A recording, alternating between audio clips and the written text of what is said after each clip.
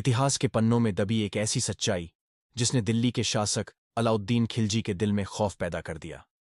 अलाउद्दीन, जिसे भारत का सबसे नृशंस मुस्लिम हमलावर माना जाता था, जिसने गुजरात के सोमनाथ मंदिर को लूटा, राज्यों में नरसंहार मचाया और मंदिरों को ध्वस्त किया, आज उसी की बेटी फिरोजा की वजह से परेशान था। लेकिन यह कहानी कैसे शुरू हुई और इसका अंत कैसे इतना दर्दनाक हुआ, आइए उस रहस्य को समझते हैं।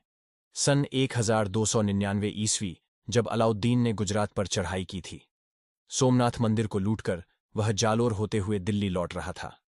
जालोर, जहां राजा कान्हड़देव का शासन था, वहां की सेना ने खिलजी की विशाल फौज को धूल चटा दी।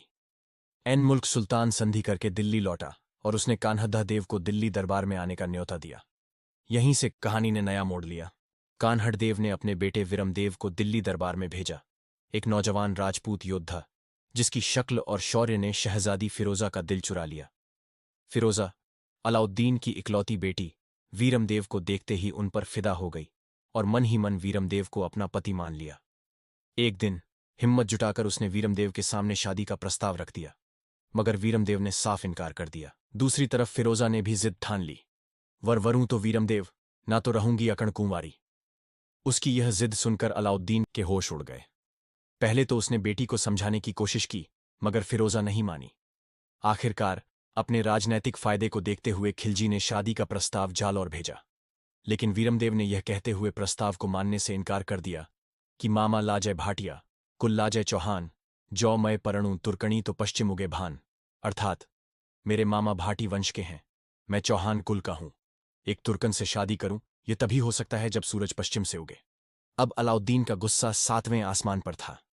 उसने जालौर पर हमला करने की ठान ली। 1311 ईस्वी में एक विशाल सेना लेकर अलाउद्दीन ने जालौर के किले को घेर लिया। 1 साल तक घेराबंदी चली, मगर किला अडिग रहा। फिर खिलजी ने बिकादहिया नामक व्यक्ति की सहायता किले के गुप्त रास्तों का पता लगाया। जब राजपूतों को इसकी भनक लगी तो उन्होंने साका करने का फैसला किया। यह साका 2.5 दिन तक चला। 22 साल के वीरमदेव ने 15,000 राजपूतों के साथ खिलजी की 1 लाख की फौज का मुकाबला किया। खून की नदियां बहीं, मगर आखिरकार वीरमदेव वीरगति को प्राप्त हुए। लेकिन कहानी यहीं खत्म नहीं हुई। अंत में जब वीरमदेव का सिर दिल्ली ले जाया गया तो फिरोजा ने उसे सीने से लगाया और यमुना नदी में कूद गई। एक तुर्क मुस्लिम शहजादी, जिसने हिंदू राजपूत के लिए अपनी जान दे दी, सती हो गई। आपको जानकारी अच्छी लगी हो तो वीडियो को लाइक और चैनल को सब्सक्राइब करें।